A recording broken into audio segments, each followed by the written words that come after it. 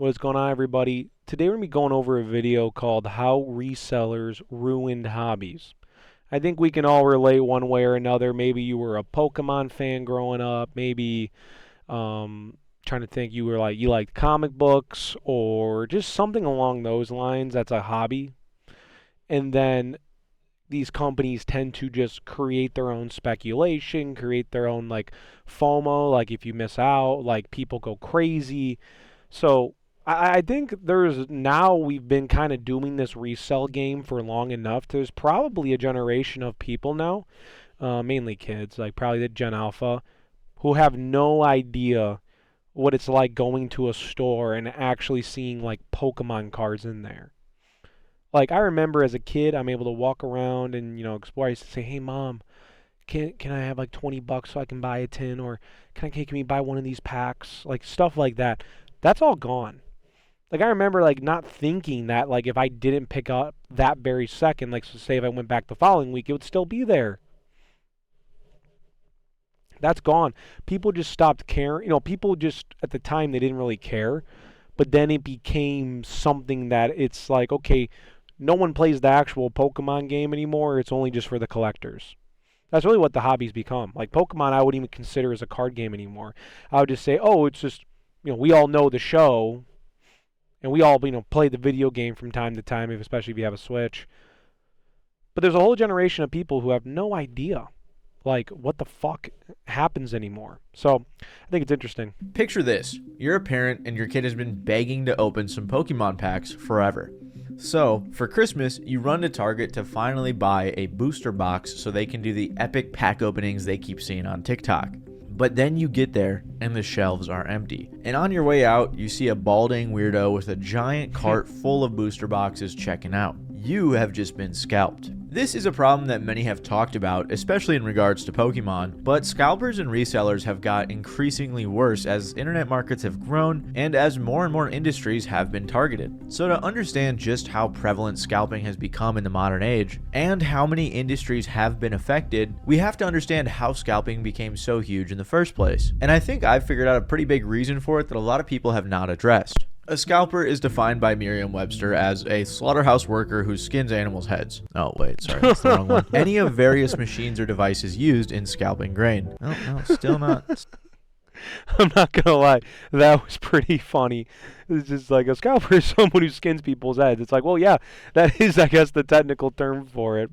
That's funny. Still not that. Oh, here we go. A speculator who obtains and resells something, theater tickets for example, at a price usually greatly above the stated rates. Resale markets have practically been around forever in various forms. You buy something, then you don't want it anymore or use it anymore, so you sell it. But ever since the inception of the internet, they have grown a lot. From websites like eBay and Facebook Marketplace to more niche platforms like StockX, Depop, and more. The point is, reselling has always been a thing, but now it's a little bit more than just your uncle who's trying to sell his old lawnmower. It's now a multi-billion-dollar industry full of people trying to chase a bag. Markets that used to be fun, like sneaker collecting, have become another soulless money printer. I actually used to complain about the sneaker market like years ago, like when I was younger, because I used to want to buy like all the cool sneakers and stuff. They just were too damn expensive. Like my dad used to tell me, he was like, "Oh yeah, like we used to pick up like a pair of Jordans for like $50." Now, granted, I'm sure I get it, money, the valuations, inflation, everything, sure, but it was like, damn, $50 for just a pair, like that was just the price. Like you can scrape together $50, but now like some of these shoes are going for $150, $200, $300. Where do you expect anybody to want to buy sneakers anymore? Because it's no longer like you buy the sneaker, you wear the sneaker, and like you show it off as like a style. I love wearing sneakers as a style, having like the look, I like having like the business look with the shoes. I think it looks nice. I used to have different types. I mean, I still have like a few different pairs of sneakers, but now it's become this like I buy them once in a while. I really like this one. Like if it was cheaper, I'd buy those things left and right. But again, like no one, now there's a market of it where, oh, you got this limited time run or limited time release. Get it while you can before it sells out, and always is online and it sells out within like 30 seconds because, for a while the problem was like all the bots. People used to have these some platforms kind of got a better hang of it than others, but there's still an issue of like bots just on the website doing it 10 times quicker than you can ever do it. Like boom, boom, boom, boom, boom, boom, and there you go. The shoe's bought and it's sold out before you can even press payment. That's an issue. Like going this online route with everything opens the door for scalpers and people to now use like AI and all that shit to just create these bots to do it quicker.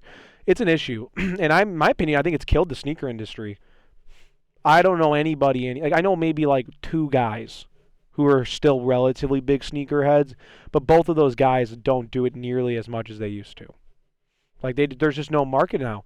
Like you can buy a pair of shoes, and it's like, well, if no one's buying it for 350, and then it's like, oh, then they'll tell you, dude, I'm already giving a mass sale. It's already like 125, 150, and it's like, okay, dude, that pair of shoes should be like $75, right? Pokemon cards went from a cool game or collectibles as a kid to now a retirement fund for guys in their 20s to dump their hard-earned money into. Regardless of the market, all reselling is pretty much the same. But when and why did it ever become a problem? Well, it all usually starts with some form of genuine interest in a hobby that has limited supply and lots of demand. After a certain amount of time, when the interest gains enough popularity, people then try to monetize it. At first, this isn't always a bad thing, especially since the early monetizers are also usually fans of what they're pushing. Think about vintage clothes, for example. As years go by and a shirt becomes more and more rare, hobbyists and people interested in vintage clothing are going to be more willing to pay more for it. But once their efforts start gaining more traction, that's when the resellers come out of the woodwork. These are usually people who are just in it strictly for the money and have no interest really in what they're selling. They're free agents who buy directly from retailers. Instead of offering a service or legitimate value, they manipulate retailer inventory and abuse discount codes to create a profit margin for themselves. Many of these resellers also use automation tools or spam accounts to beat out not just other resellers, but also genuine customers. Often just fans. Like the problem is, like, you can argue that the resale market could just help make certain things more available. Like people are, oh, I don't really care. You can have an experience, you can open the box, whatever. But he's right in the sense that it's become this huge monetization. Like you have a fucking unopened pack, first edition Pokemon cards, dude. You can make like thousands from that, thousands. I remember this one time I was in line for Ryan Otley, the artist for Invincible. Great guy. Every from what when I was walking around, like meeting him, talking to him, seems like a super nice, genuine guy. And I'll never forget. I'm standing in line. It's my first. This was like 2 years ago, or yeah, year ago now. 2 years ago. Wow, 2 years ago. Never been to a Comic-Con before. Ryan Otley was probably like one of the first big time people I've ever met. So I was really nervous, and I was kind of like, oh, wow, I can't believe this is the guy who drew Invincible. Like, this is sick. And they had at the time a specific C2E2 Conquest variant cover. It was a reprint of issue, I think, like 61, 62. And it was cool. It was Conquest on the cover. There's 3 different editions. There was, like, the regular, normal one that says Invincible on it. There's a Virgin cover, and then there's the Virgin cover that's, like, white and purple. That Virgin cover that was white and purple was so cool, looked sick. I remember there was this guy and his son that were in front of me. Kid you not, mind you, that's $100 book that he's selling it for. The guy just walks up. He happened to be, mind you, there's people sprinting to Ryan Otley's line, like hustling to get there first. Because like 2 years ago, it was crazy. Last year, C2E2 did a way better job, like organizing the line and just getting that. Ryan Otley even had a limit, only 10 Invincible books and stuff. So you weren't having people walk up with their whole boxes just sitting there with a chair. Like I've seen that, or someone's sitting in a chair, they have their box right there, and they're just handing issues, and he's just signing one right after the other. It's like $100. So this is a $100 issue. The guy walks up and grabs a stack of like 25, 50 at a time, like just boom, boom, boom. His son grabs like the whole rack, and then they just they pay for it. Pay for all of it, and then they just left. They didn't even wait in line. And I'm sitting there going, I was kind of pissed at first because I was like, I didn't have any experience with any of these events, so I was like, dude, don't tell me that that's the only ones that that were left available. And I was kind of worried that I wasn't able to actually get one. And then they eventually told us that they have more in the boxes, and then they'll they're going to put them out throughout the next 3 days. Okay, but they only had it for that event. They haven't done any reprintings. But that's the idea that, dude, there's an entire line of people fans of the show, fans of just comic books. They respect Ryan Ollie as an artist. And you sit there and grab the entire fucking stack. Like, what's the point? Like, what's the point of that? Like, just, I'm not saying you can't buy more than one. I don't give a fuck about that. But it's like, dude, think about it real quick. Like, just like, did you really need to buy all those? And then, look, he's going to turn around and flip it for a profit. And because of that type of a guy, Ryan Ollie had to raise his prices on the books. Now you think he charges, I went to C2E2 this year, and I think he charges now $50 a book for Invincible. Like, which is crazy. And by the way, if you guys ever are interested in like my comic book hobbies and collections and stuff, I got a pretty nice collection I've been building out. More than welcome to do a deep dive, and I can show it off to you guys. But like, if we just sit and think about the idea that like, yeah, you're making a profit, yeah, you're helping someone else get the book, which I'm all for. I can't be a liar saying that I haven't benefited probably from some of these resellers.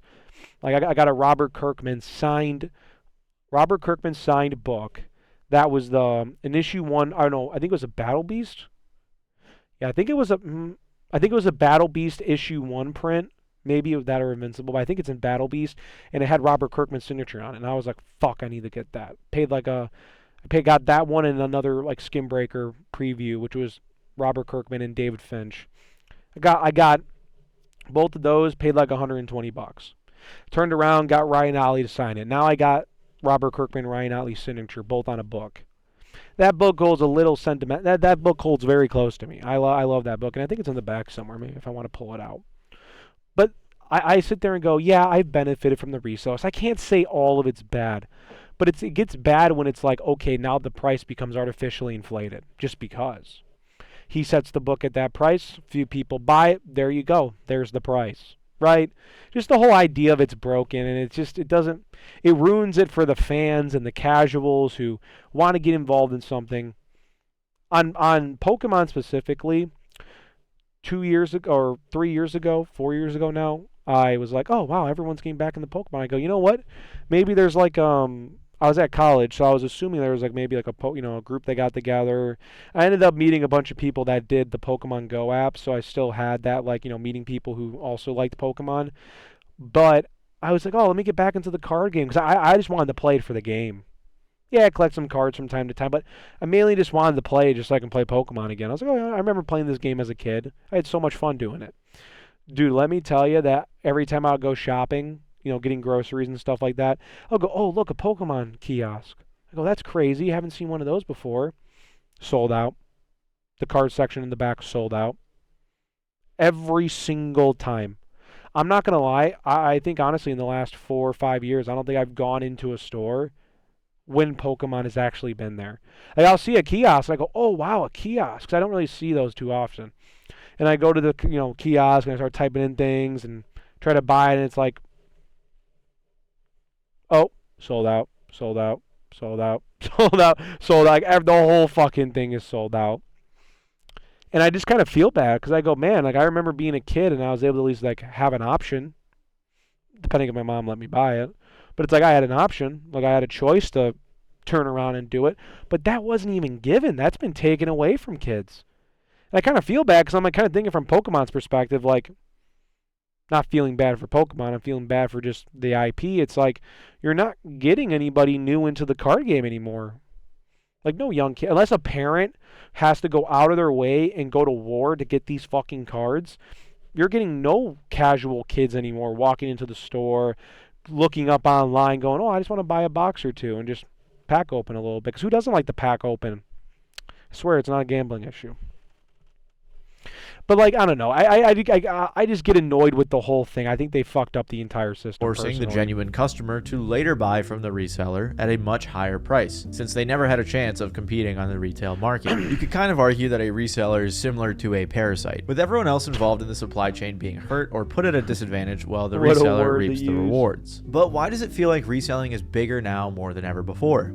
Well, obviously the internet has had a hand to play, as websites like eBay, Craigslist, Facebook Marketplace, and now more niche ones like Whatnot and others have been created as avenues for digital markets. However, one thing that I've seen a lot of people not really talking about is this hustler mentality that I've seen being pushed online more than ever before. I covered this in my hustle culture video, but there has been a huge culture of fake gurus telling you how to get rich. And you can bet that there's a plethora of gurus selling you the dream of getting rich off of collectibles. Maybe I should start doing that, telling you guys how to get rich. I mean, I'm not very rich myself, but I'm like personality rich. I'm like, I don't know, I got a good family. I'm rich in a lot of other ways.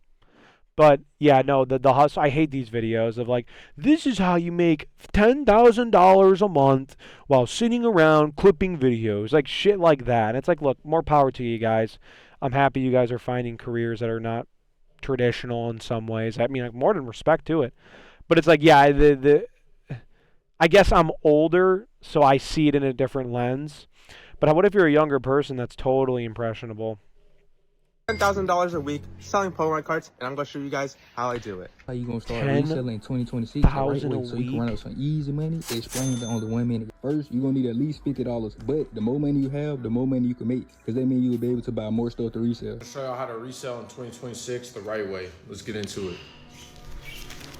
I managed to get my dream car all just from doing reselling. As you guys can see, this car is over $140,000. Here is the easiest way to resell sneakers, explained in the easiest of terms. This is basically how I made $10,000 in the first summer I started reselling sneakers, by basically doing this, and I still do it to this day. There are a lot of different ways to start reselling sneakers, but I'm gonna go over what I think is the easiest way to get started. These gurus have been and are encouraging an entire generation of people to think that they're some sort of business savant, when in reality they're just middlemen. It even worked on me briefly as a kid when I started reselling shoes at like 15 years old. But don't worry, guys, I didn't do that too long. I maybe sold 15 pairs tops. I wasn't ever that successful. I love the vinyl wall there. That's kind of sick. Regardless, the whole reseller economy has led to a lot of hobbies, collectibles, or even live events being ruined. In the reseller game, a ton of major industries full of passionate fans have been affected. One of the most major examples that you'll hear is Pokemon cards, which is now somewhat of a modern-day stock market for money. Now One Piece and Dragon Ball because of Logan Paul. I mean, look, I can respect Logan Paul's marketing. I mean, the dude's a genius in how he gets money. Like, he actually is, guys. Like, yeah, he scammed over people. Yeah, he's done all those like rug pulls and shit like that. Like, that's why I never got involved. Like, I'll do crypto, like buying a few crypto things, but I'm not really a big crypto guy. Maybe I should find the next Bitcoin. But when it comes to Logan Paul, like finding ways to be, publicity, hype up these products, immediately increase the value of what he's buying. Dude, he's just smart. Guy knows what he's doing. I mean, look, I can respect the game. Not saying I'm his biggest fan. I mean, I have no animosity or anything like that towards him. I really don't have much of an opinion. I mean, look, guys, I got over the fucking shit in Japan. Like, we moved past that. It is what it is. But when it comes to like how him and his brother have marketed themselves, built up their brands, done the boxing, WWE, walking out wearing the Pokemon. I mean, dude, he's kind of a genius. I mean, he is. Pokemon blew up in the late 90s, attracting millions of fans who have nostalgic memories of playing the original Red and Blue games or trading cards in the playground for that elusive shiny Charizard. They actually banned Pokemon. There used to be a whole, I don't want to keep pausing it, but that used to be a whole side industry in itself. It's just when you're at school and your buddies are just trading cards and you're like, well, no, I want that one, I want that one, I want that one. And you're just like trading cards back and forth. I remember one time my brother had his entire Pokemon because like they didn't want people to do it. Like they were kind of frowning upon it. Now they probably wish there was kids playing Pokemon cards because everyone's on their fucking phone. But at the time, the iPhone issue that a lot of kids have it was with Pokemon cards for my school. That and like the silly bands and all that stuff. Kids used to trade, and I remember one time, which was my older brother's friend's mom.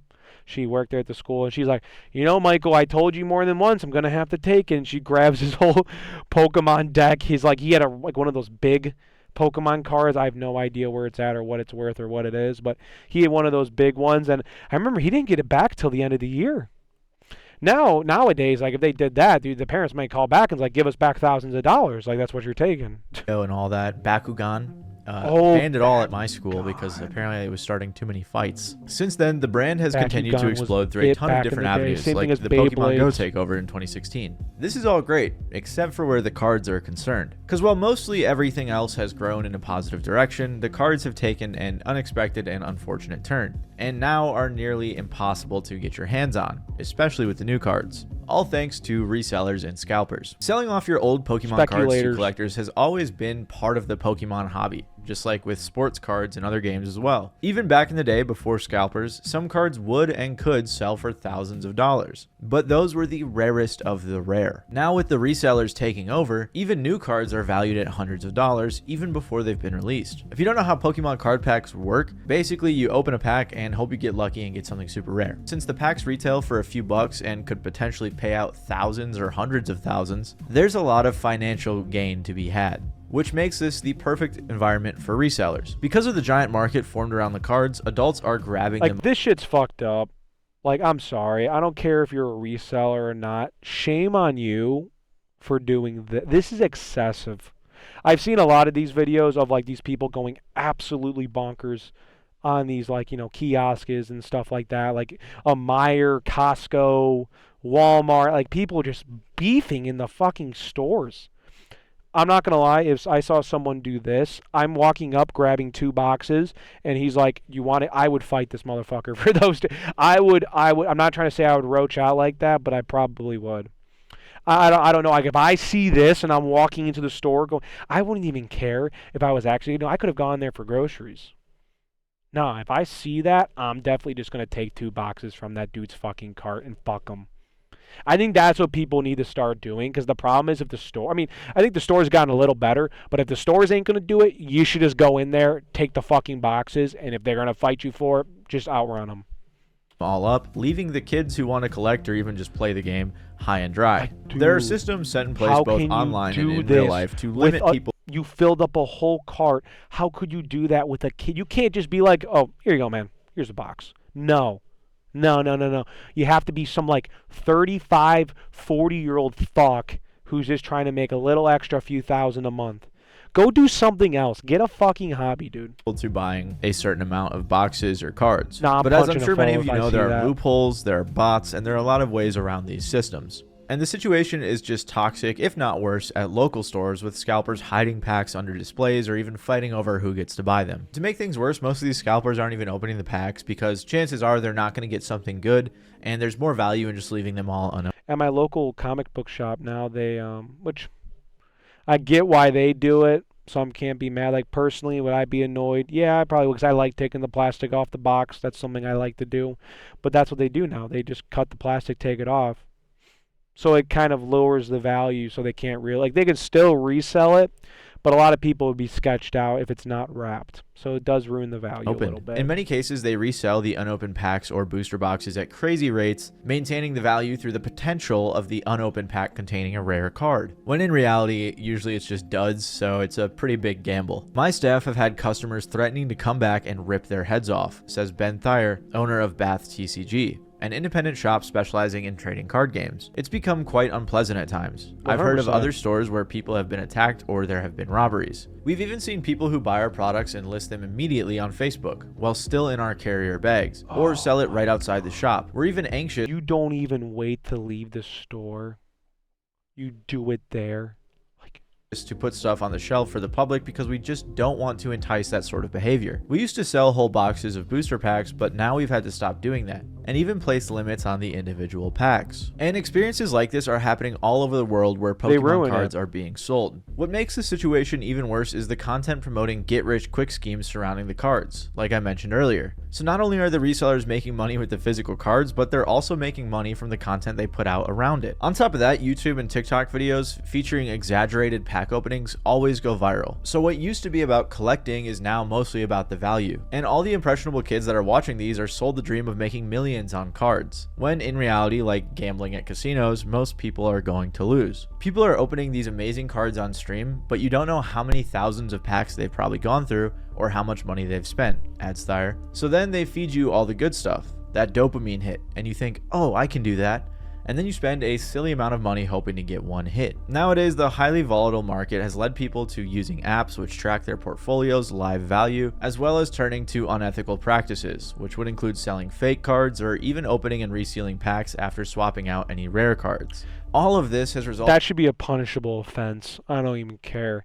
If you're going to then portray this as a fresh pack opening and then you do that, eBay, whatnot, wherever, should just permanently delete your account and you should never be able to resell ever again. Like, I'm talking any single thing. Like, if you want to switch the comic books, if you want to switch the shoes, no. You fool everybody once, fuck you. In a much higher barrier to entry to play, which is the cost, which has left me with no one to play with. Look, I have this. This is my water deck with Palkia. I don't know if you guys can see that. No, this is you my didn't really hold grass it up deck. long enough. Not very crazy, nothing too fun. But this is the best deck. This is my Mad Party deck. Dedenne, classic. And then my Gold Orangaroo. Pretty dope. I don't know if you guys can see this, by the way. However, as you know, this is far from the only industry affected by resellers. Another prime example is with Labubus. For years, figurines like Funko Pops and other similar collectibles like plushies have sold very well, but nothing like the recent Labubu trend. And one of the major reasons is because that shit came and went so fast too. Like, you had people literally like crying over that they didn't get like a blue one or something like that. Because of the exclusivity, which was pumped heavily by the reseller market. For SoCal's Chalice Collectibles, what started as an $8,000 investment into the next potential viral trend exploded into a $240,000 monthly revenue stream. And across the world, similar vendors selling Labubus experienced the same phenomenon. As Labubus continued to grow in popularity to a point where consumer demand eclipsed the supply, resellers dove in head first. While some basic Labubus only sell for like 20 to 30 bucks, limited editions can be valued at hundreds or even thousands of dollars on resale platforms like StockX and eBay. For example, a rare first-gen Labubu sold at an auction for $150K. And while this is obviously an upper-tier sale, it was a statement for how big the trend had gotten. Companies have seen fads like this time and time again, like with Beanie Babies in the 90s. But as Chalice Collectibles co-owner Kenny So said, "We've never seen anything like this before." Labubus debuted on the scene in 2015, and by 2019 they were licensed and manufactured as toys. New collections drop every few months or so, and restocks typically happen on Thursdays through Pop Mart's official website. And at their peak, they would sell out in a matter of seconds. The resellers are buying all of the Labubus. Oh, I remember this shit, yeah.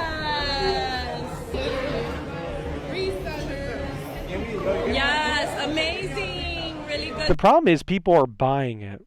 Like, you gotta think, like, there is something to say about the power of your wallet.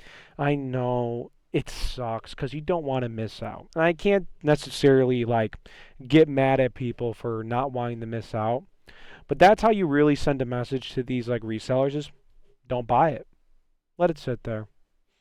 Send them a message. Be like, look, say it's $100. Look, I don't want to pay $100. I'll pay you 35.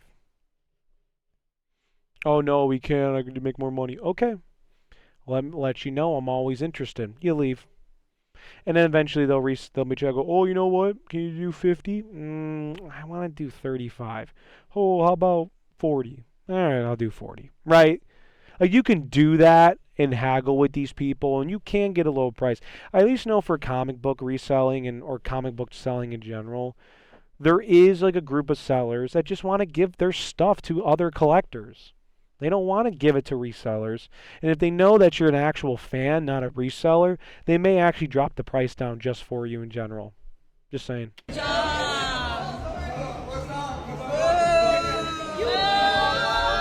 Yeah, low-key public shame them, bro. That's the best way to do it. Labubu's got a lot of virality from TikTok videos of people opening their blind boxes, which, like the name suggests, and similar to Pokemon cards, it's... Not gonna lie, a guy should not be getting Labubus, bro. We have way other fucking things that we can spend our money on. Like, go pick up Pokemon cards, go buy a few comic books. I don't know, go outside. You don't need to be buying fucking Labubus if you're a man. Now, if you were buying it for your girl, I understand that a little bit more. That's a fair excuse. You open it and you don't know what you're going to get. It could be really good, but it could also be bad. Which again kind of encourages this gambling trend we've been seeing as well. On TikTok, the hashtag Labubu has been used in over 3 million posts. Units on StockX and whatnot routinely sell out in a matter of seconds. Buyers are setting calendar alerts and prices keep climbing. For third-party marketplaces and sellers, Labubu has become a powerful revenue engine practically overnight. But its success has also invited consumer frustration over shortages and counterfeits. At its peak, Labubu's doubled Pop Mart's revenue, reaching around $2 billion. But like some other scalp products with less base, this would not last forever. Yeah. Along with resellers and scalpers came counterfeiters, which is a dangerous combination for a business to be facing. And as you could probably imagine, these all had a negative impact on the demand. And today, the trend, which at one point dominated the mainstream, has now returned to a fashion subculture. As Whatnot's VP of Categories and Expansion, Armin Wilson, said, Labubus are very crossed over with sneaker and streetwear culture, another industry that is infested with resellers. One of the most classic examples of the reseller effect is in the vintage market. While thrifting to some degree has always been a thing, like most of these examples, it has experienced a significant boom in the last decade or so. Early on, for many, it started as an affordable way to recycle used clothes, saving money and waste. However, more and more lately, combined with its resale market, thrifting has become a booming industry. Yeah, I really hate that because I used to go to the antique mall all the time, go to Goodwill all the time. I think I built an entire golf set from Goodwill. Still use it. Good irons. Can't complain. Got a ping bag too, which is pretty lit. But that's the, I used to go there, pick up some cool vintage things. Oh yeah, this is cool, I would wear it.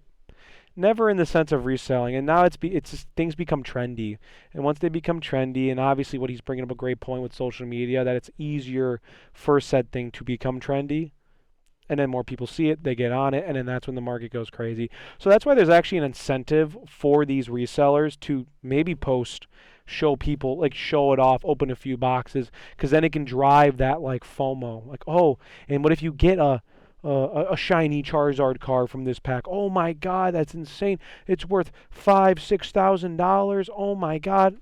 There, the rest is history.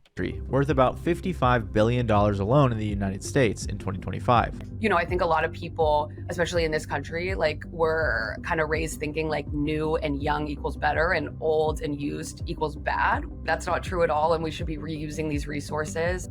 Yes, you can restore something. You can take that sweater with the hole in it and turn it into something that you would actually cherish and wear. Give thrifting a chance because you just never know what you may find, and who doesn't love saving money and finding quality items for half the price. And I'm sure, I don't know about you guys, but I've definitely noticed a trend from when I first started going to Goodwill and other vintage clothing stores to now, because prices have gone up quite a bit. But why is it getting so big? Thrifting, especially among the younger generation, I think became a little trendy, perhaps thanks to the hipsters, but it became very popular, and it gave people a cool, fun, and often cheap/sustainable way to find a unique style. Nothing is ever cheap anymore. Well, that's at least once how they things find a way started. to make money. Today, thrifting, unless done firsthand, is just as exclusive, expensive, and scalped as many other forms of fashion. As Placer's Director of Research, Elizabeth LaFontaine, said, consumers of all backgrounds, even those coming from high-income households, are gravitating toward thrift to round out their wardrobes and embrace treasure hunting. Consumers are looking for the right mix of value and selection that traditional retailers typically can't provide.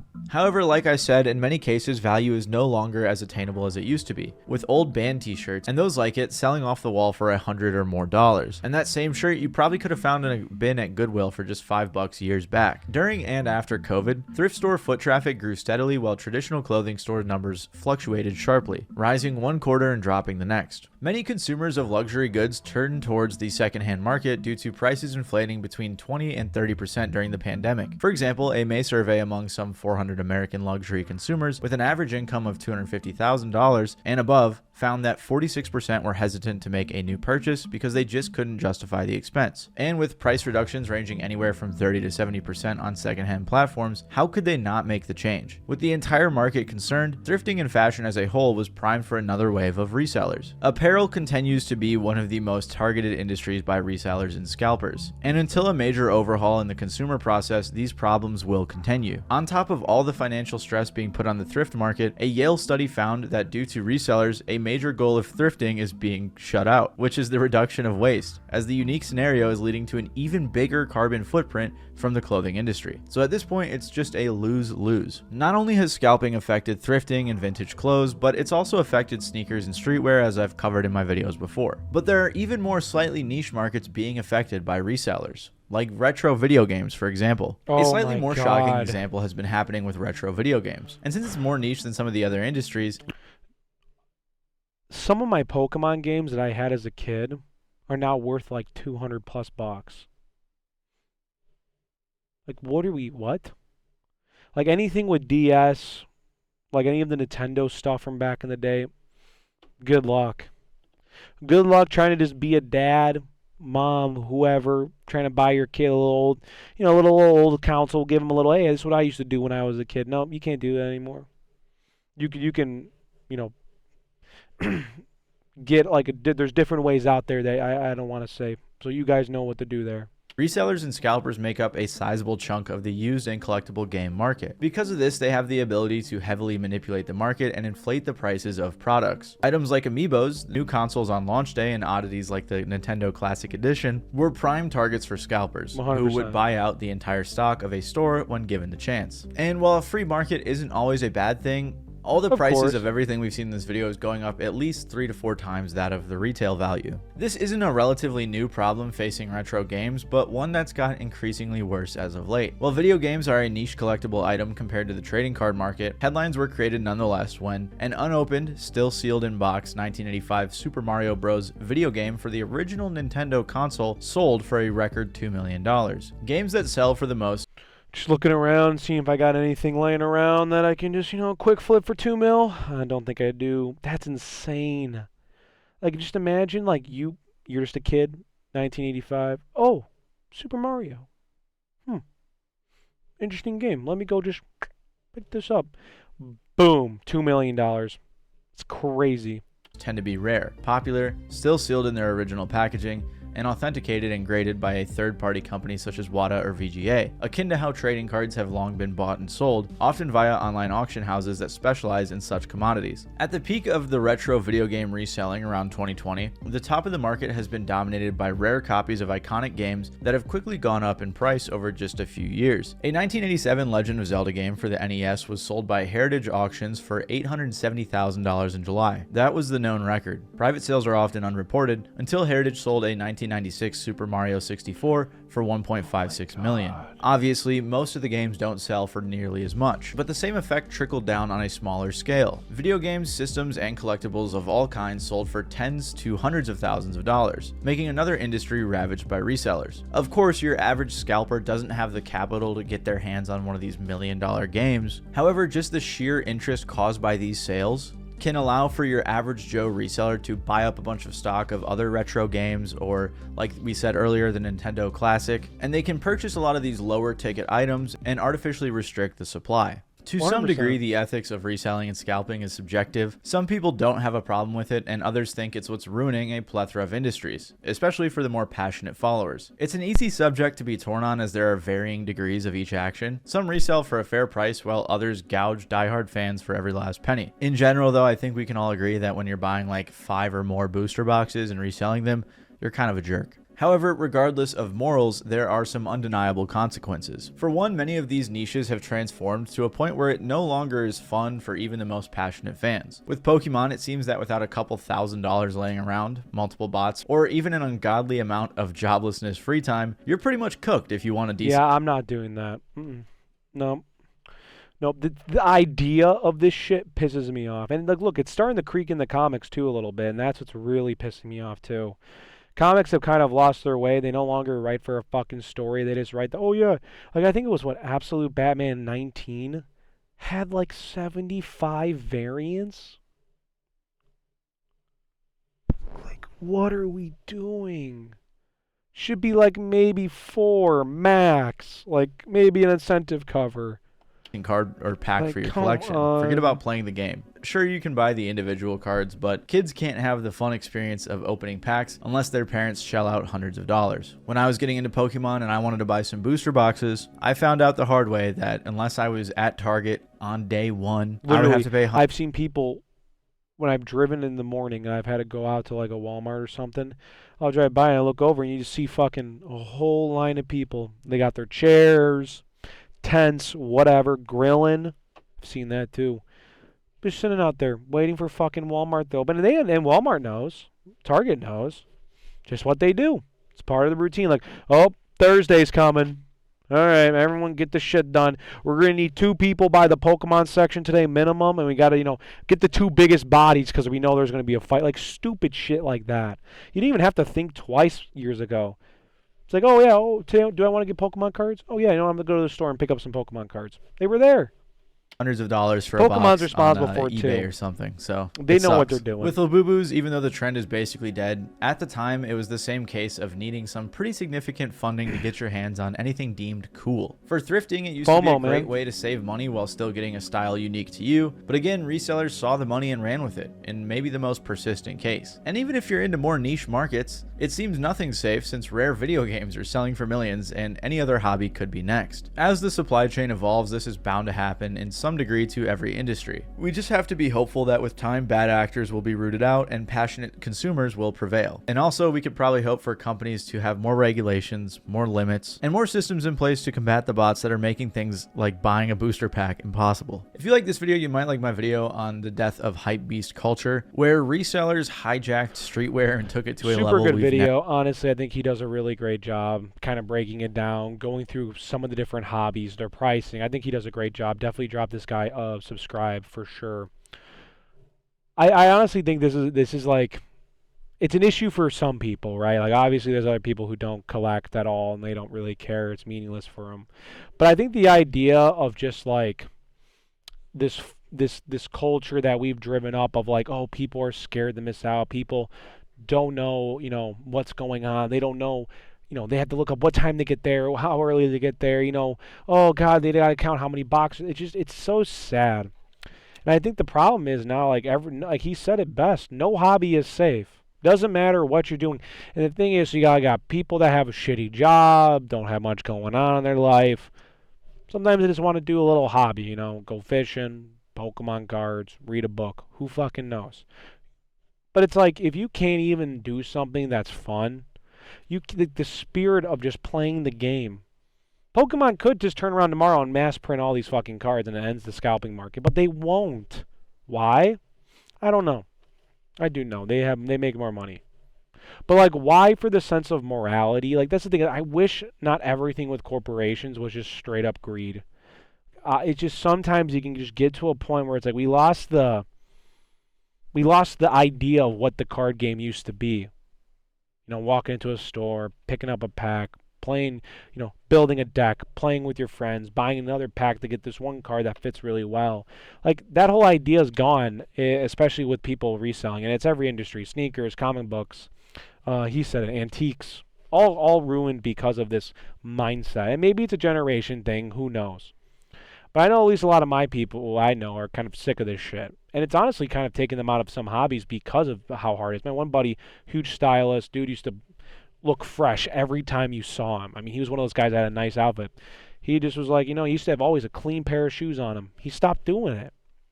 He's like, I can't afford it anymore. And look, he has a good job, but he's like, I can't afford that. It's too much now. It's not worth the battle. So little stuff like that kind of just annoys me with this crap. But definitely give this guy a subscribe.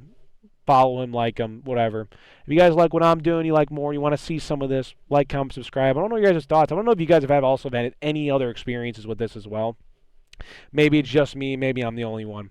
Who knows? I know that's not true. But definitely I want to know like some of your guys' thoughts down below. I'll try to read them. So thank you guys. Have a good one. Be safe. Toodaloo.